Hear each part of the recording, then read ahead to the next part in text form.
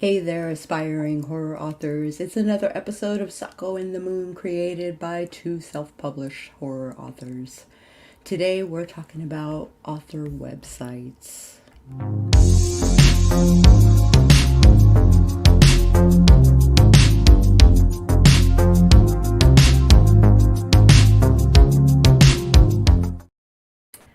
I am Sako Toomey, artist and author, and a bunch of other things, but we'll just mention that I'm a self published author 3 times over. I've been working on my craft for decades, and now I'd like to share my skills with you guys. And I am Dewan L. Hearn, more affectionately known as the Moon, and I am an author and podcaster and doer of things. Doer of things. We are both doers of things. We are doers of things. Mm-hmm. So, in today's digital age, establishing a strong online presence is essential for authors looking to connect with readers, promote their work, and build a loyal fan base. One of the most effective tools for achieving this is through the creation of a professional author website. Yes. In this, we'll we will explore the importance of having a professional author website, the utilization of search engine optimization techniques to increase discoverability, and strategies for optimizing your website for mobile devices. Oh, This is super important because you got to remember that not everyone has a laptop that they're using for everyday things. You want to make sure right. that your stuff's accessible the way you want it to be on a mobile device. And we'll get into that, I'm sure, in the course of this. I'm sure we will. I wrote this so long ago, like. Let's see. A professional author website serves as the virtual storefront for your brand and allows you to showcase your work, engage with readers, and provide valuable content. Here's some key reasons as to why having a professional author website is crucial. For one, a centralized platform. So your website acts as like a centralized hub where readers, fans, and industry professionals can find information about you and your work without being distracted by competing content or advertisements, Right. provided you have a domain, right? Right. Two, brand identity. Identity. That's a tricky one. A well designed website helps to establish and reinforce your author brand, conveying professionalism, credibility, and trustworthiness to visitors. Three, it's a marketing tool. Your website serves as a powerful marketing tool, enabling you to promote your books, events, and other projects directly to your audience. And control over content. So, unlike social media platforms or third party websites, you have full control over the content and the presentation of your website, allowing you to tailor it to your specific needs and goals. I think that's probably the most important part that you mentioned. Uh, we're seeing it now when it comes to like films on streaming platforms. And I know this may not necessarily connect, but I'll get there. And people are moving from physical media to digital media, and there's different platforms that are taking movies off for one reason or another. Yeah, If something from they just need space to somebody was problematic and they're removing their movies, regardless of their reasons, those movies are being removed from where you have general access. So if you're basing all of your stuff to be somewhere like a Facebook or whatever websites people put their writing and stuff on or try to connect to other people, you lose that if somebody else in some office decides to change their mind. Look at Twitter. When Twitter was bought by Elon Musk, we didn't know what was going to happen with Twitter. He could have, at any moment, Elon Musk could have just turned Twitter off.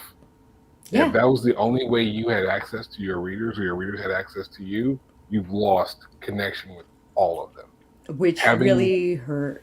which really Yeah. hurt when it came to like getting news Yeah. and especially about places and people that I actually care about. You know, like Baltimore. Right. So Like now that the news was like uh, a whole bunch of bullshit, and then the actual denizens of Baltimore were saying quite the opposite. right, but having your platform where you can control what is presented, not only do you control your content, whether it's your podcast, whether it's your book or your serial, whatever your series is, or it's just the presentation of you, what information about you want the world to be aware of. You have full control when it's your website. My website can literally say anything I need to because I want it Hmm. full. Absolutely. Um, oh, so I was like, this is why it's important, but I'm not going to talk about what goes into one. The I think a list of your books and works in progress. Uh, Yeah. Absolutely, and that should be front and foremost in on your site. Um, your contact information, and not just your email, like in a contact form. I mean, like your Yeah. social media and All of it. your yeah, Whatever information you're willing to have publicly out there. right, You may have a and storefront, business address, email addresses, social medias, things like that. exactly. You can make it a members only thing. I have a couple of author friends who do that, and it seems to be very successful. Um, so let's see. SEO. So how do you make it findable? Right? Right. Because sometimes Google will not. Like you have to do fancy things with your website in order for, like in the metadata, in Yeah. order for Google to even recognize your website. All the extra stuff that goes when you're putting your stuff out. Hmm. Little details, little forms you didn't even realize were there that you realize you have to fill out. Yeah. So conduct keyword research to identify relevant terms and phrases that your target audience is likely to use when searching for authors or books in your genre, which means have a genre. Being a genre hopper, uh, sometimes, especially if it's in the same book and you can't like nail down what part of the store it would be in, Yeah. that that wounds any chances of you being able to get your book into the hands of people who would enjoy it. From at least this angle. And I feel like there is a point where, we all like to kind of have our hands dabbled in so many different things. But it's really, really helpful if you have an idea of where your strengths are. And then when you have those strengths, lean into that. I know you may not want to seemingly isolate, but oh, well, I don't want to isolate this genre or isolate that. Well, you have your hands in too many pots. Lean into one. Trust me, if your works dabble and touch and lean into other things, the people will know. But focus on that strength. Focus on that strength, and that works especially when it comes to uh, all the website metadata keyword searches. Mm-hmm. Yeah, absolutely. Um, Here, incorporate these keywords strategically into your website content including page titles, headings, meta descriptions, and body text. The alt text makes it 505 compliant. So What does that mean?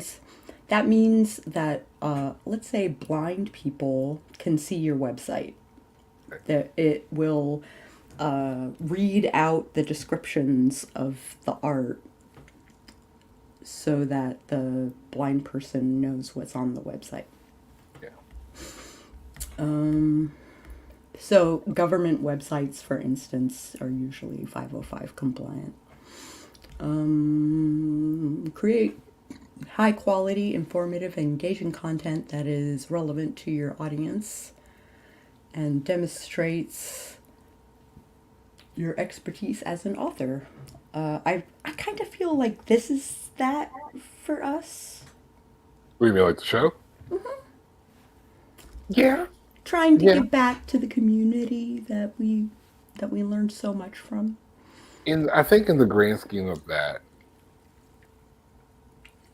is recognizing that you're not alone in your space. That your space, wherever your space is, in our case, it's authors and being horror authors and being involved in all those, whether it's the film, the stories, the podcasts, whatever. There are other people in this space, and most other people just want the space to be a comfortable space. They don't care who's in it.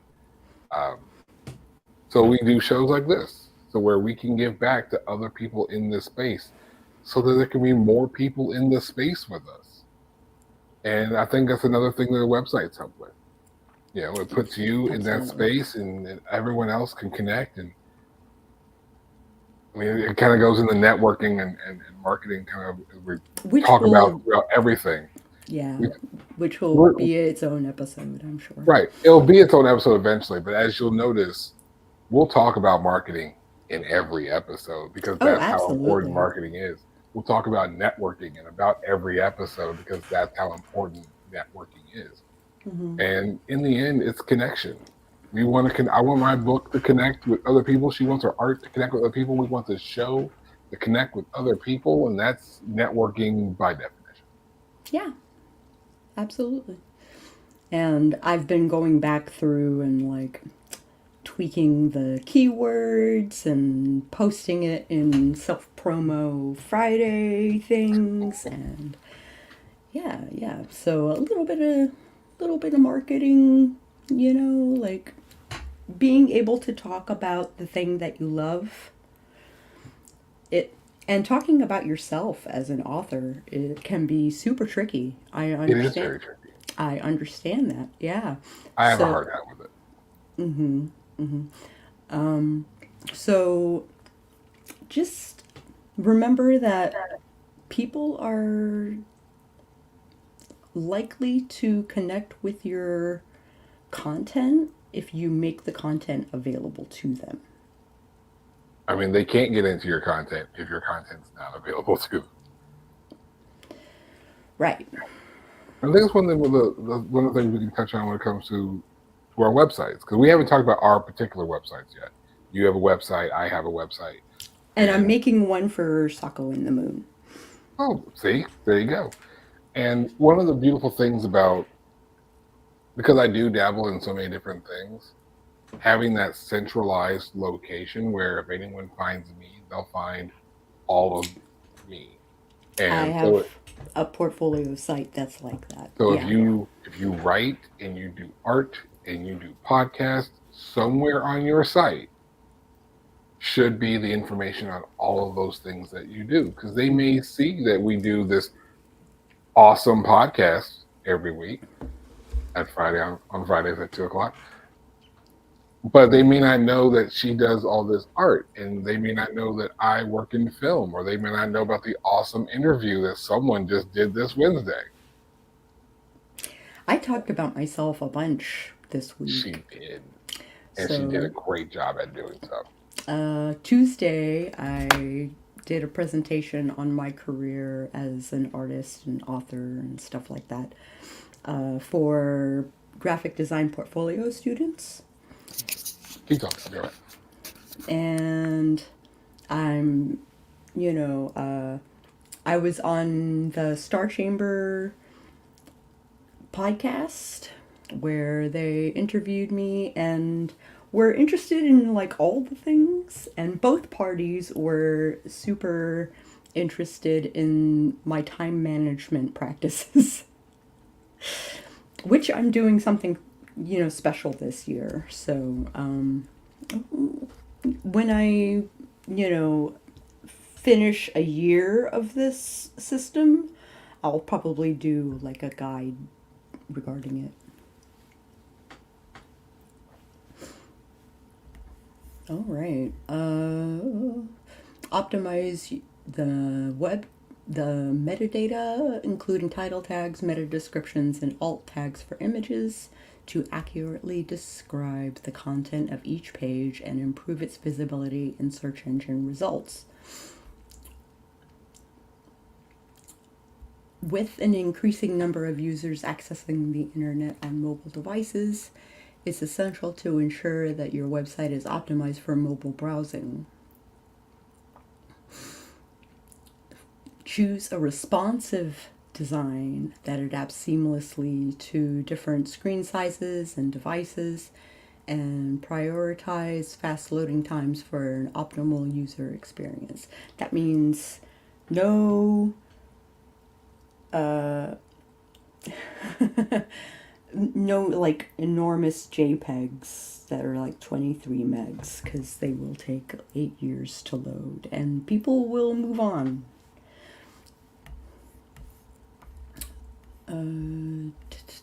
By implementing these SEO techniques, you can increase the visibility and discoverability of your author website, attracting more traffic and potential readers in the process.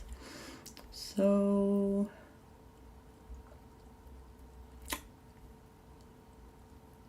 there are websites hosting that helps you design with templates and the like. A website like Wix or Square or there's a handful of companies that will do that.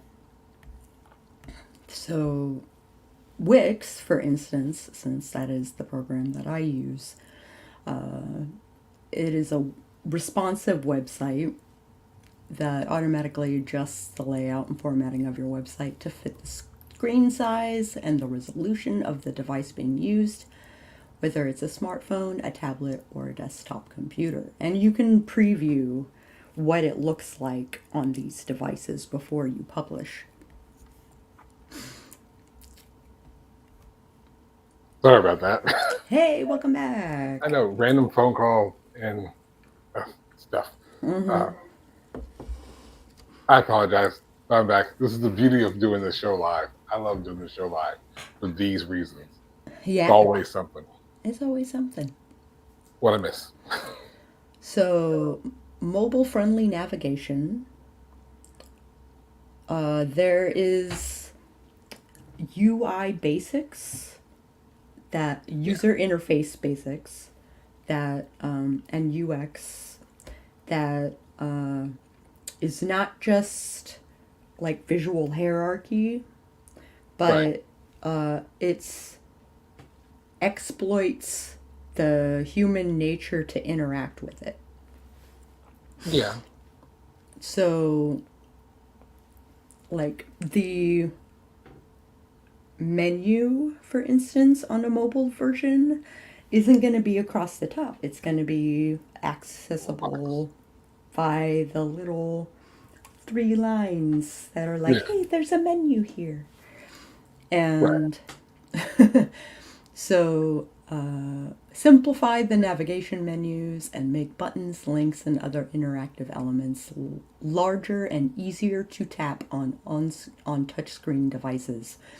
So ensure that users can easily access all areas of your website, including menus, search bars, and contact forms without having to zoom in or scroll excessively.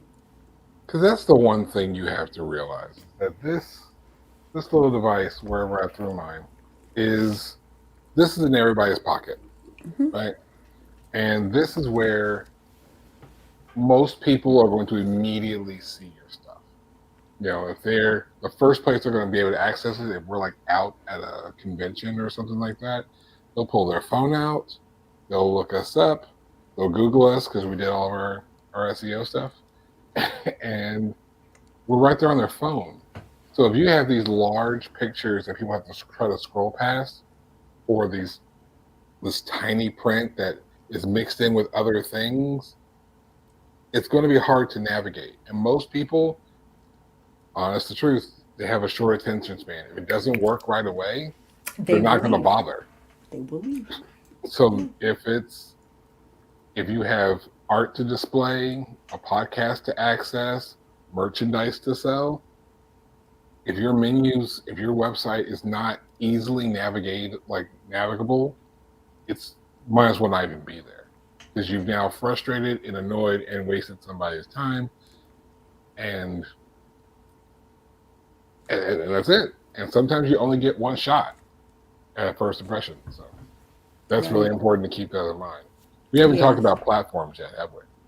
A little bit here and there. Like we've started talking about it with like social media a little Well, I mean, like bit. platforms to build your websites on, like Wix. I talked a little bit about like Square and Wix, and because I love to use I use Wix for my site. I do as well.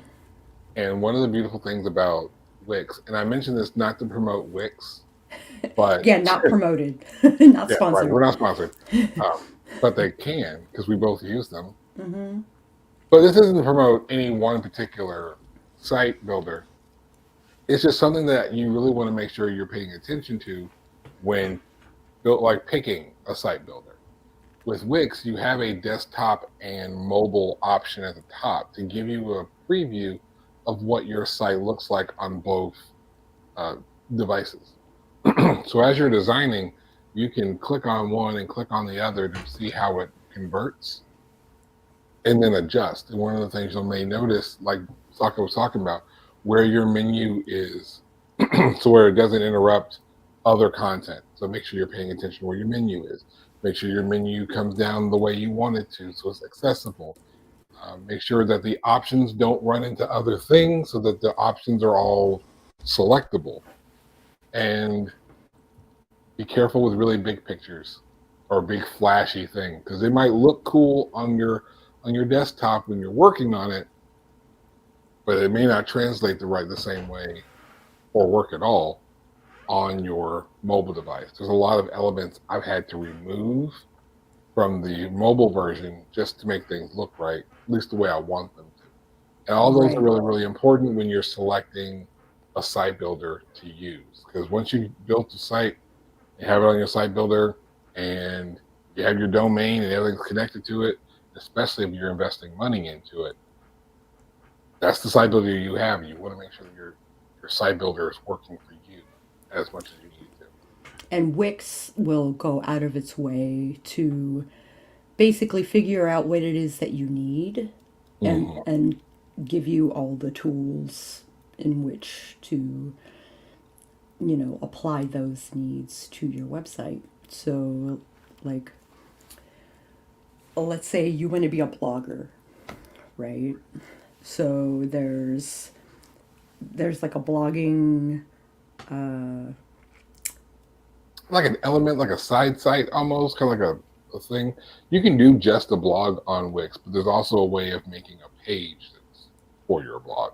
I know it's hard to describe that when it comes to Wix and how they set that up. Yeah, because you kind of have to like jump through some hoops to like get it's to easy it. to use, hard to describe. Is, but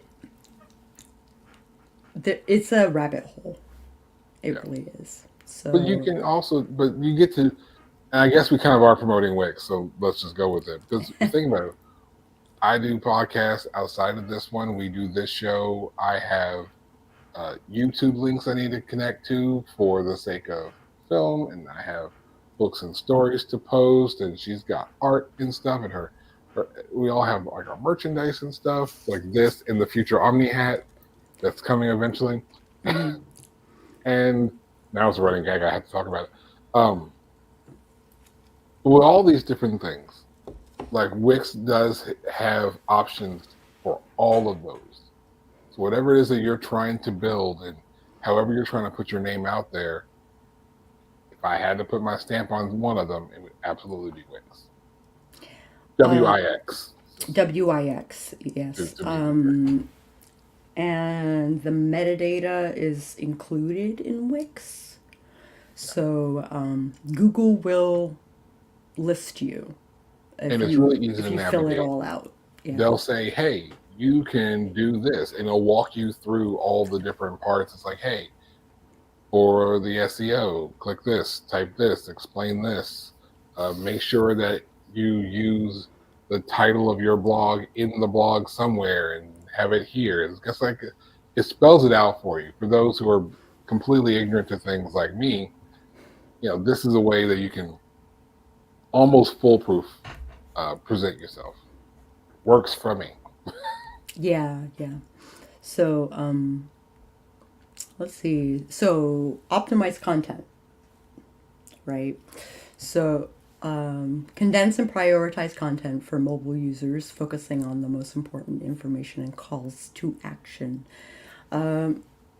I feel like that is what is lacking on a lot of author websites is the call to action. I You, can see that. but what do you want us to do with the information that we give you? Because I think a lot of people, and this goes for, I'll speak for myself because this was me when I first got my website. I Mm-hmm. used my website as a, here's my stuff, look at it. Here it is, ta-da. Ta-da! And while that's great, it's nice to have a place to, because again, controlling your own content and how it's presented, it's a beautiful part about having a website. But then what? Like once they've come to your website and they see, oh, look at that, he has a book or she does art. Cool. Now what? Now they've seen it, they don't have to come back unless there's something for them to do when they're there. Right. So it's like we both have newsletters, for example. So Mm-hmm. there's a part of both of our websites that say, hey, if you like what you see here, sign up for our newsletter. It's, you don't want to, bombard them every day with Oh no, information. Mine's monthly. I think yours might be weekly. mine's weekly. Yeah, So hers is weekly. Mine's monthly. Um, it's kind of like I use mine like a diary of sorts. yeah, and I use mine as an update. It's like, hey, it's April. This is what I'm working. This is what I did back in March. This is what's happening in April, and this is what I'm thinking about doing in May. Yeah, It's just like it helps to keep the people who are interested right. because you don't want to fall into that space where you're out of sight, out of mind. Because there's always something when we stay as busy as we do. How Sako gets all of her stuff done, I have no clue. She just stays busy. Uh, but I think, are you at home? Me? Yeah. Oh yeah. Okay. Well, so like I'm out. I'm not at home right now. I'm out and away and doing the things. We stay busy, you know. Mm-hmm. So when we stay busy, there's people who care about what she's doing, what I'm doing, and this is how we update. We update with our newsletter. So the newsletter comes in because on our website we're like, hey, do this. Did you enjoy this? Then do this. If this, then that. And it's kind of how programmers would look at it. If this, then that. So, but you got to sweeten the deal, right? Of So, course. one of the goals that I have for next quarter is to I include a free giveaway if you sign up for the newsletter, right? And I had nothing to give away. my giveaway is probably going to be my 30-day beat sheet. I use a beat sheet that I've been putting together since like 2011, and I've been adding as many formulas as I possibly can to this beat sheet, and this is how I write my stories. So I kind of want to share it with more than just my co-writer, like Right. I would like to share it with the populace. So, like I said last week, I host my newsletter on Substack. Hmm. So, it's like you don't have to be a Substack member in order to enjoy the content, True. but being part of the community is part of the like joy of Substack is that it's like social media meets newsletters, and there's a science to it, and maybe we'll do an episode on newsletters at some Why not? juncture. Why not? It's Yeah. because they're really good at getting information out to people. I Hmm. sign up for as many newsletters as I can because one, it helps support the artist in question, but also there's so much. Everyone whose newsletter I have is different, and none Hmm. of them are like mine. Hmm. You know, um, like Sako said, she uses hers kind of like a diary. She will pour into like she'll pour her heart out in her newsletter. And not just that, but I also talk about all the stuff that I'm working on, Right. right? Which And is all part of her. how I'm going about doing that. And mine's very, very informational. I'll update on this campaign I'm working on or this place I'm appearing or whatever. Hmm. And Sandy Linder, a friend of ours, she in her newsletter, she talks about her birds. Hmm. Um, James's newsletter is kind of similar to mine. It's very informative, but he stays very busy also. Yeah. Um, and then there's Barbara Evers. Do you know Barbara Evers? Yes. She I love Barbara. I do. She's great, Me too. and her works surround telepathic giraffes. Yeah. If that doesn't sell you on the book, I don't know what can. Like nothing else will sell you on the book. Yeah. Telepathic giraffes.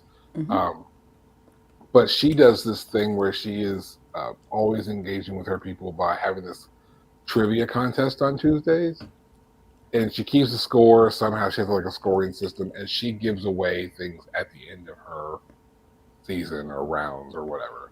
Cool. And so it comes with like stickers and like a little luggage tag or a copy of her book. So I mention this because of giveaways. Your newsletter can be an easy way of reaching out to people. Have a contest. If you have art you're working on, say, hey, people who are subscribed to my newsletter, I'll pick one and I will send you a copy of my works, whatever my works are, or whatever it is that you do, or Hmm. a ticket to a Having show a or giveaway, a having a giveaway event, having events, which is a topic in and of itself, it right? is. We'll especially be going into events when we talk about conventions, when we talk about book launches, when Because you know. conventions are a thing and they are an adventure. Yes, yes, and there's a science to it, both as a vendor and as a participant of the convention, right? So, and I feel like a good example would be Imaginarium.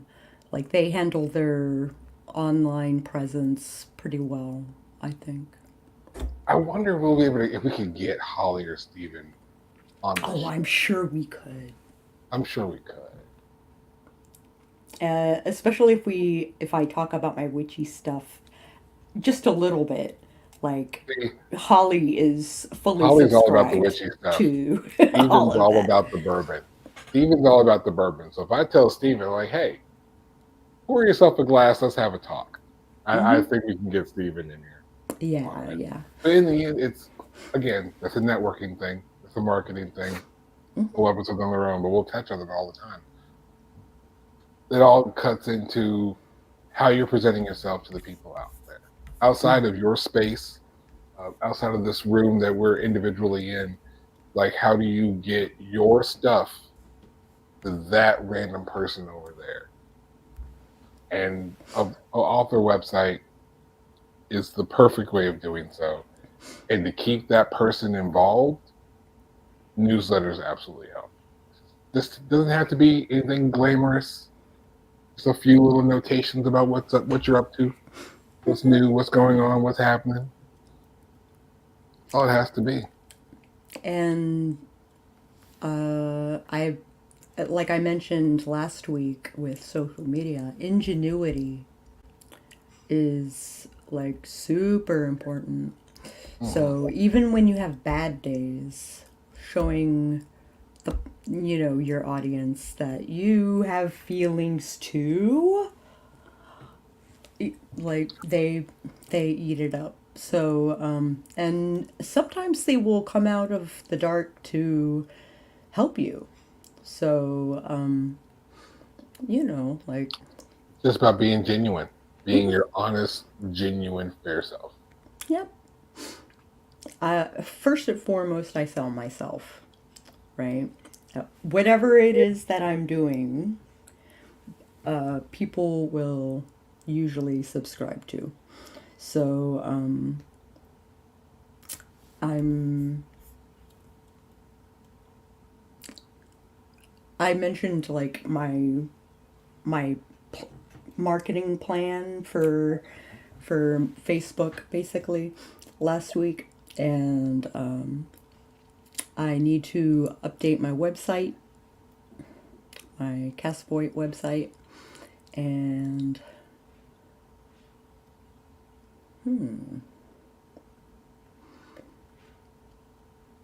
How often do you think you should update a website? every time there's an update, every time you have a new book, every time you hit a plot point, every time you work with someone else when it comes to your process, like your editor or your Right. publisher, book cover designer, all that stuff, formatter. I feel like those are things that people are interested in. Though, like Sandy Lender's, the simplicity of like has birds. Like She has birds and she wears purple. Like that's her brand, and I love her for it. And if you go, we're on YouTube now, so if you find Sandy Says Read, then you'll know why I waved my hand like that. And she's watching her videos are so genuine. There's one of the reasons I love doing this show live with Sako, because anything can literally happen when you're live. yeah, And like me disappearing for like a million years, however long that was. a million years, yeah. And but she has this genuine, like this, she's just so genuine in her presentation of herself that I watch it for that. I already know the woman, but I still watch because she presents herself so genuinely. And I honestly think that's why most people watch her, because she presents herself a certain way in line with her brand. And she's like, I'm Sandy, I have birds, I wear purple. Like that's cut and dry, pretty simple.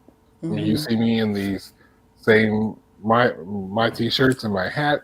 It's my brand. You're going to see me in this stuff all the time. This is just how we present ourselves because it is. This is our brand. These are who we are. We have to put ourselves in our works, and this is our way of controlling how that thing is presented. And how people consume your content for that. This is why it's so important to have a central space that you have full control of.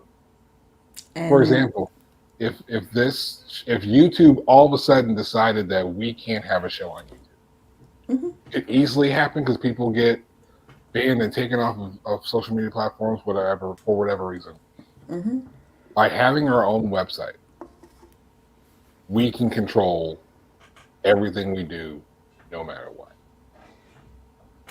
We don't have to depend on Substack. We don't have to depend on YouTube. We wouldn't have to depend on Twitter or Facebook. We have that full control on how we're presented, Mm-hmm. and the show would never have to die. Right. And that's a beautiful thing. And having that control over your passion just motivates you even more to get all that passion out Yeah. into the world. And it's where people can just gather around and consume all of your ness. And the pre-hype is a thing. So working on like actually posting in your newsletter, on your website, whatever, your works in progress can build hype for those projects and the evolution thereof. Mm-hmm. Right. So, especially if you're doing the Kickstarter thing for your marketing plan, and you're budgeting for printing and shipping and stuff like that, like, which is a stellar way to handle. There are companies that will do fulfillment for you. So, Find all of them. yeah. So, make sure they do it. And usually, like, it's the fee is like compared to the rest of everything, like the fee is fine. Oh yeah. Like, okay. You're not gonna go broke on doing this. The I joke about the Omni hat. But the reason why I'm always mentioning the Omni hat is the reminder that we wear all the hats. Mm-hmm. When you're an independent author, an independent filmmaker, podcaster with no sponsors, then all of this is on you. Mm-hmm. Nobody bought this hotel room. Nobody paid me to wear the hats. No one's paying for any of this stuff. It's all coming out of pocket. So Mm-hmm. obviously you have to make sure that the money that you do end up spending, whether it's on prints or film equipment or copies of your book, it has to make sense. Mm-hmm. And that's the whole point of this show. We're going to make it make sense for you and present it to you so that you can do what we've already done. Right. And then we're going to continue to do. Right. So building a strong online presence as an author requires careful planning. Mm-hmm. Right? Figure out what you need, strategic execution. Like, just because it's on your website doesn't necessarily mean they're gonna wanna do the things. Right. You gotta make them want to do it. Make them want to do it. And then actually tell them to do the things. That helps, It does.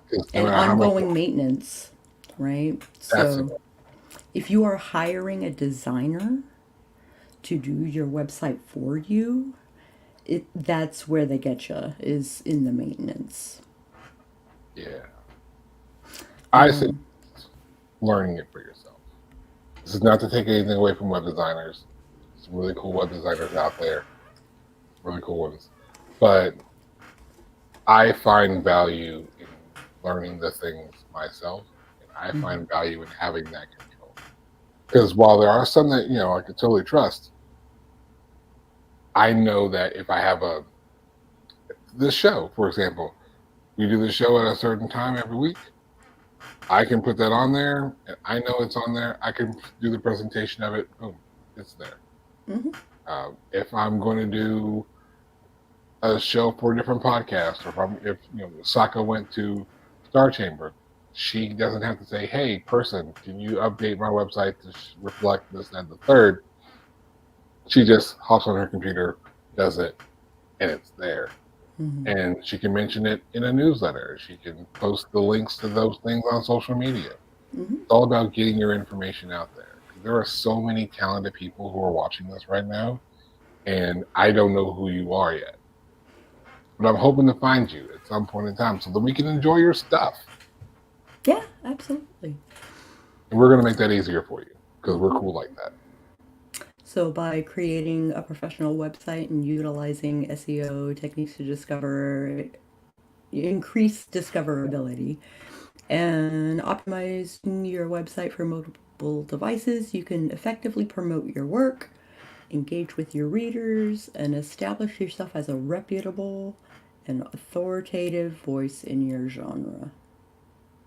Because I think that's the most important part of all of this is the air conditioner cutting on. Is Typical. that when you have your website and you present yourself in consistent branding, you're not just a random person who wrote stuff in their room. You're a random person who wrote stuff in their room and takes it seriously.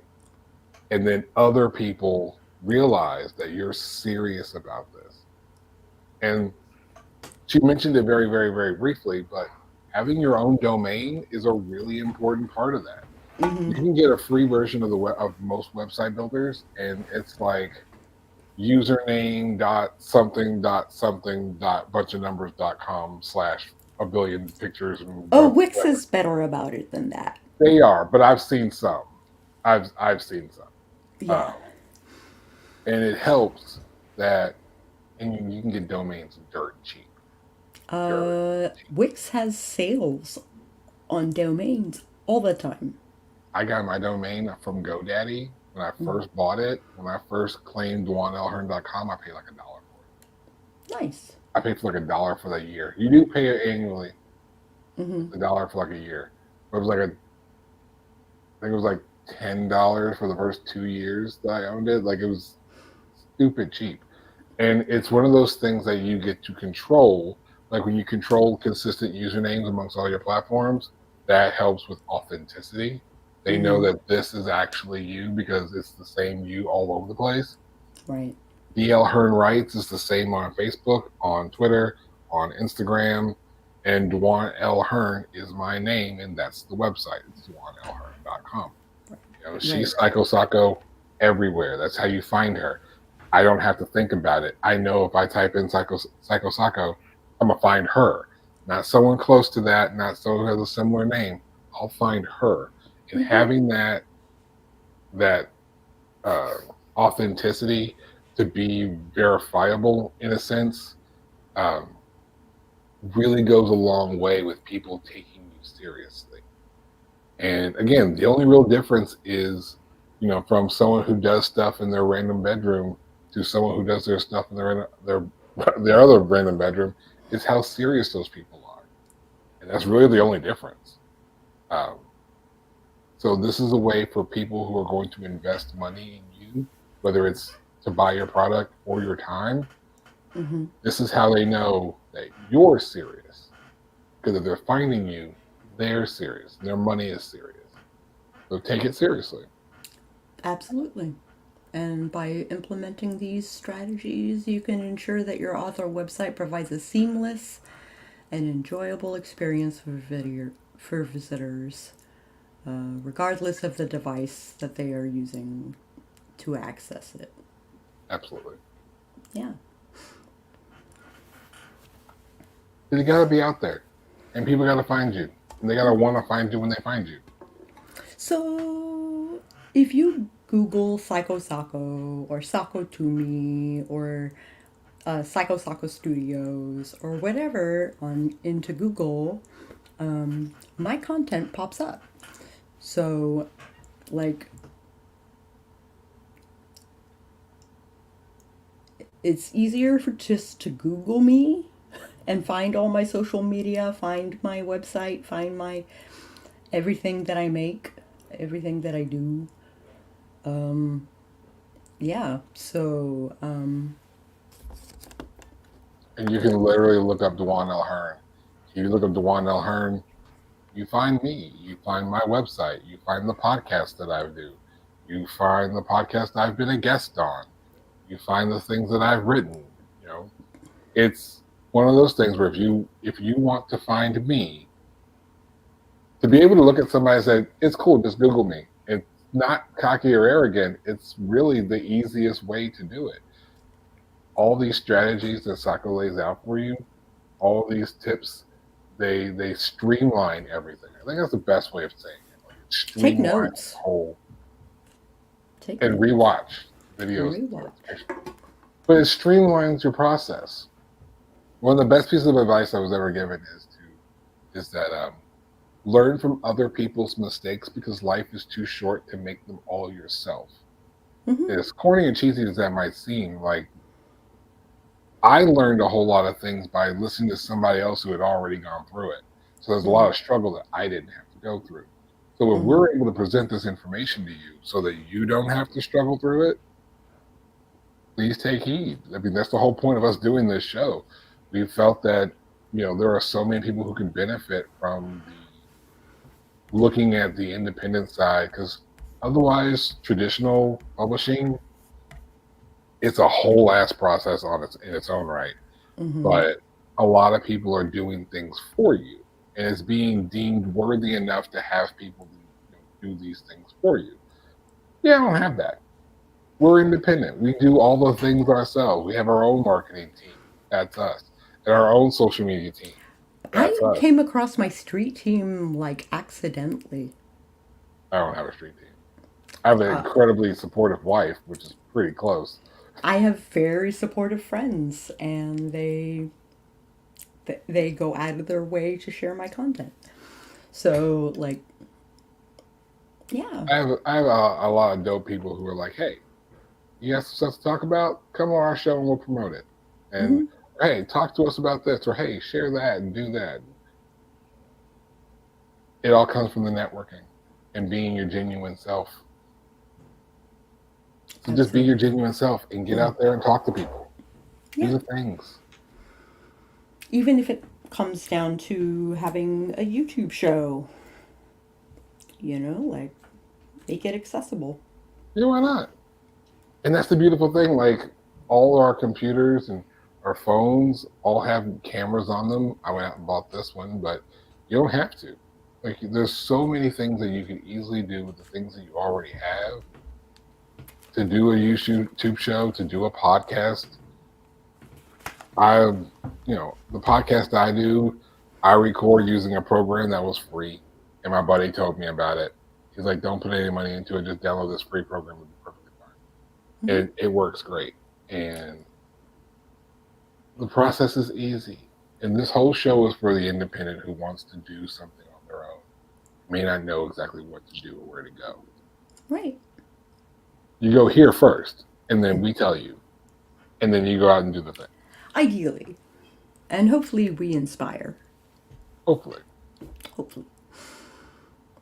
So, if you like this video at any point, I encourage you to hit the like button. And if you want to see more videos like this one, you can usually find us on Friday afternoons at 2 p.m. Eastern. You might want to subscribe and maybe even ring that bell on the off chance that YouTube actually notifies you when we go live. And we will Really catch good you. And we will catch you on the flip side.